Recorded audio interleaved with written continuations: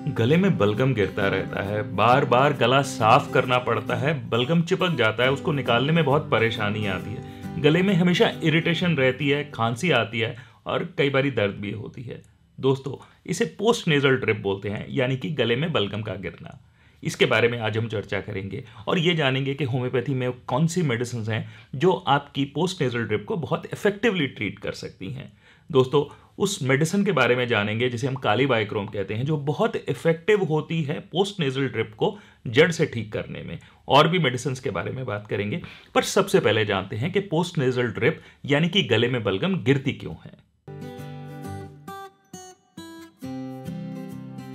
प्रतिदिन हमारे नाक के अंदर की लाइनिंग और साइनस के अंदर की लाइनिंग मिलकर आधा लीटर सिक्रीशंस बनाते हैं।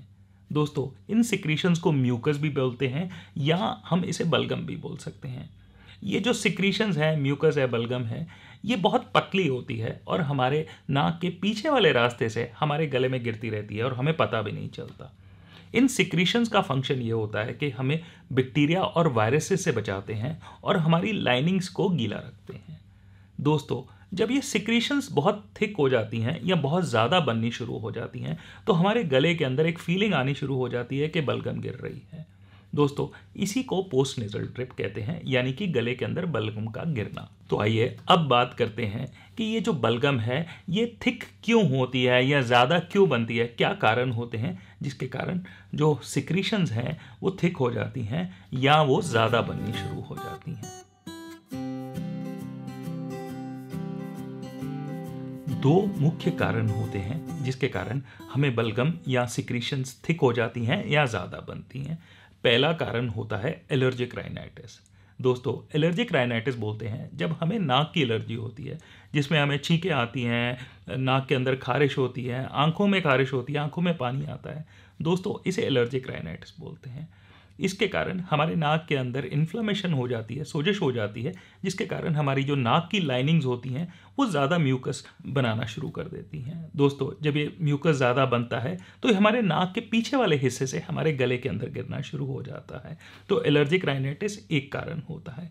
दूसरा कारण होता है साइनोसाइटिस। दोस्तों, साइनोसाइटिस हम बोलते हैं जब हमारे जो स्कल के अंदर हॉलो स्पेसेस हैं, जिन्हें हम साइनस कहते हैं, उनके अंदर सोजिश हो जाती है। दोस्तों, इस सोजिश के कारण बलगम ज़्यादा बनती है और बलगम कई बार थिक हो जाती है। बलगम येलोइश ग्रीन कलर की भी हो सकती है अगर उसमें बैक्टीरियल इन्फेक्शन हो जाए। जब ये साइनसेस की म्यूकस हमारे नाक के पीछे वाले रास्ते से हमारे गले के अंदर गिरना शुरू हो जाती है तो हमें पोस्ट नेजल ड्रिप के सिम्टम्स आने शुरू हो जाते हैं। तो दोस्तों, आगे हम चर्चा करते हैं कि कैसे आप पहचानें कि आपको पोस्ट नेजल ड्रिप हो रही है, उसके क्या सिम्टम्स होते हैं, उसके ऊपर आगे हम विस्तार पूर्वक चर्चा करेंगे। गले के अंदर ऐसी फीलिंग रहना कि गले के पीछे वाले हिस्से से बलगम गले के अंदर गिर रही है, ये एक मुख्य सिम्टम होता है। दूसरा मेन सिम्टम होता है कि पेशेंट को हमेशा अपना थ्रोट क्लियर करना पड़ता है। ये होता है जब म्यूकस गिर के गले के ऊपर सेटल कर जाती है तो पेशेंट को उसको गले को अपने लैरिंग्स को क्लियर करने के लिए इस तरह की थ्रोट क्लियरिंग करनी पड़ती है।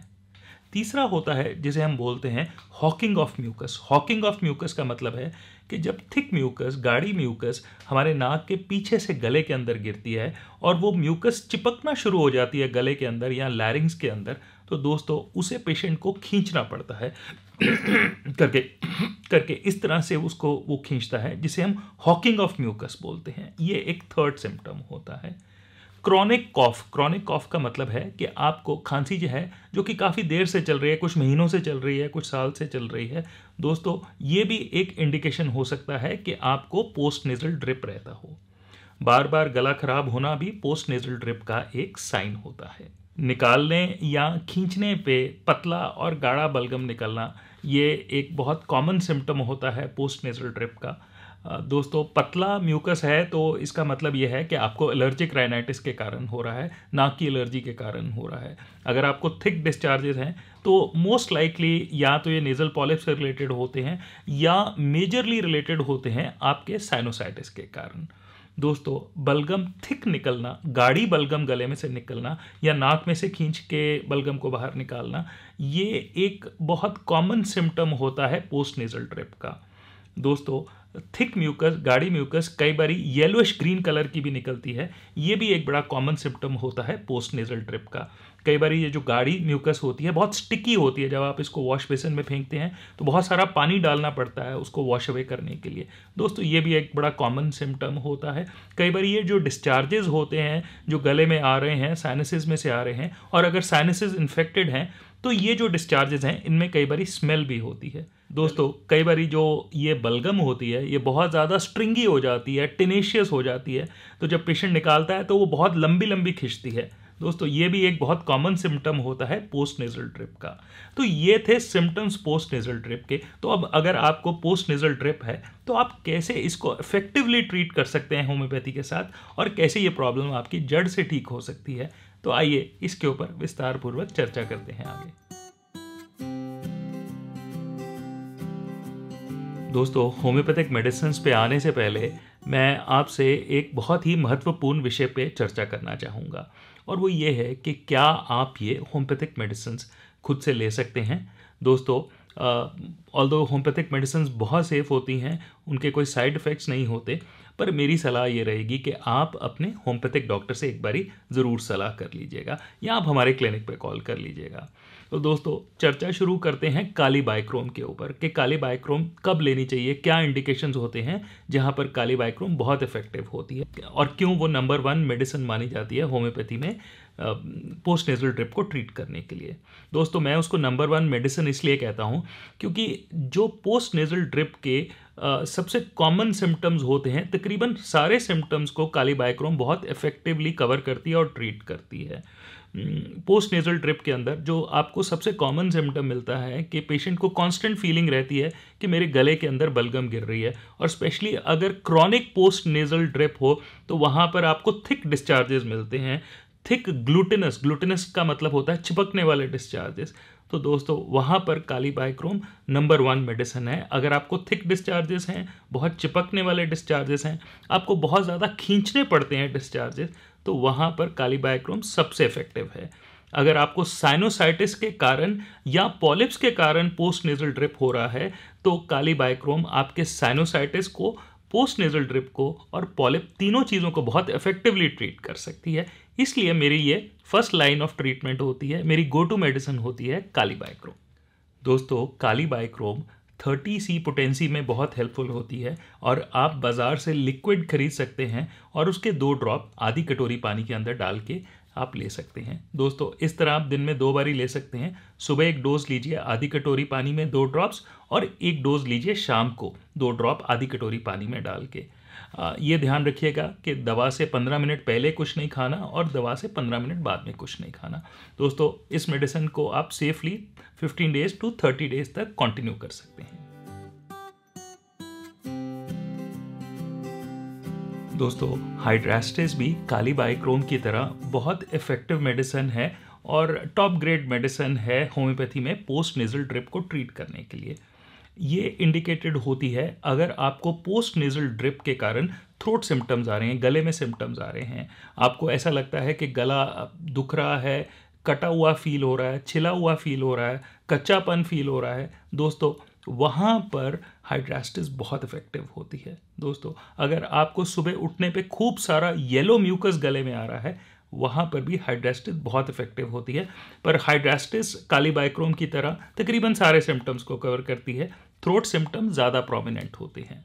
दोस्तों हाइड्रास्टिस 30C पोटेंसी में आप यूज़ कर सकते हैं। 2 ड्रॉप आधी कटोरी पानी में सुबह ले सकते हैं और 2 ड्रॉप आधी कटोरी पानी में शाम को ले सकते हैं। दोस्तों डोज से 15 मिनट पहले कुछ नहीं खाना और 15 मिनट बाद में कुछ नहीं खाना। पोस्ट नेजल ड्रिप में एक सिम्टम जो कि बहुत कॉमनली मिलता है वो है पोस्ट नेजल ड्रिप, गले में बलगम आने के साथ आपको खांसी छेड़ना। दोस्तों यहाँ पर कोरेलियम र्यूब्रियम बहुत इफेक्टिव होती है। एक और की इंडिकेशन कुरेलियम रूब्रम को यूज़ करने की है कि अगर आपको बहुत ज़्यादा बलगम बन रही है, अगर आपको बहुत ज़्यादा बलगम पीछे गले में गिर रही है या आपके गले से बहुत ज़्यादा बलगम निकल रही है, तो ये 2 मेन इंडिकेशंस होती हैं कुरेलियम रूब्रम को यूज़ करने के लिए।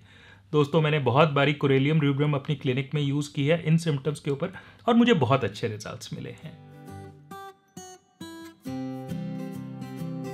दोस्तों, अगर आपको एलर्जी के कारण यानी कि एलर्जिक राइनाइटिस के कारण पोस्ट नेजल ड्रिप हो रहा है तो वहाँ पर नाट्रोम्यूर बहुत इफेक्टिव होती है। दोस्तों, जिन सिम्टम्स के ऊपर नाट्रोम्यूर दी जाती है वो एलर्जिक राइनाइटिस के बहुत कॉमन सिम्टम होते हैं, जैसे कि नाक से पानी आना, छींकों के अटैक आना, बहुत वायलेंट स्नीजिंग अटैक्स होते हैं, आंखों में खारिश होना, आंखों में से पानी आना। इन सब के साथ अगर आपको गले में पानी गिर रहा है, गले में रेशा गिर रहा है, तो वहाँ पर नाट्रोम्यूर बहुत इफेक्टिव होती है। दोस्तों, आप नाट्रोम्यूर 6x 4 टेबलेट दिन में 2 बारी ले सकते हैं, मॉर्निंग एंड इवनिंग। अगर आपको ये बहुत ज़्यादा हो रहा है तो आप 4-4 टेबलेट दिन में 4 बारी भी ले सकते हैं। तो दोस्तों, ये थी हमारी चर्चा पोस्ट नेजल ड्रिप पे और कैसे आप होम्योपैथिक मेडिसिन से अपनी पोस्ट नेजल ड्रिप को ठीक कर सकते हैं। दोस्तों, अगर आपको कोई और क्वेरीज हो तो आप हमें ईमेल कर सकते हैं vikas@drhomeo.com पे, या आप हमारे क्लिनिक में कॉल कर सकते हैं अगर आपको फर्दर इन्फॉर्मेशन रिक्वायर्ड हो। दोस्तों, अगले वीडियो तक के लिए नमस्कार।